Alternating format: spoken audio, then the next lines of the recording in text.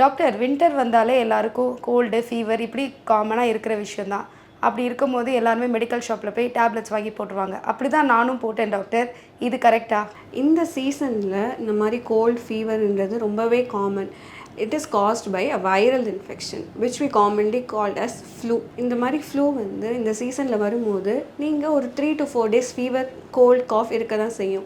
You can just take some symptomatic treatment like paracetamol, some antihistamines, salt water gargling, some lozenges அதெல்லாம் எடுத்துக்கிட்டு நீங்கள் சிம்டமேட்டிக்காக treatment பண்ணலாம். இதெல்லாம் பண்ணியும் உங்களுக்கு வந்து உங்கள் சிம்டம்ஸ் செட்டில் ஆகலை, if you continue to have high fever or resistant cough, breathing difficulty, or if you are elderly, medical problems ஏதாச்சும் இருக்குது அப்படின்னா please avoid going to medical shop and visit your family doctor. ஏன்னா medical ஷாப்பில் போகும்போது என்ன பண்ணுவாங்க, காமனாக தேர் not doctors, they just give you antibiotics. So நீங்கள் என்ன பண்ணுவீங்க, அந்த ஆன்டிபயோட்டிக்கை எடுத்துகிட்டு ஒரு 2 days எடுப்பீங்க. 2 days எடுத்த உடனே சிம்டம்ஸ் பெட்டர் ஆகிடுச்சுன்னு you just discontinue the medicines. Or சில பேர் அவங்க கொடுக்குற மெடிசன்ஸ் செட்டில் ஆகாமல் காம்ப்ளிகேஷன்ஸோடு வரவங்களும் இருக்காங்க.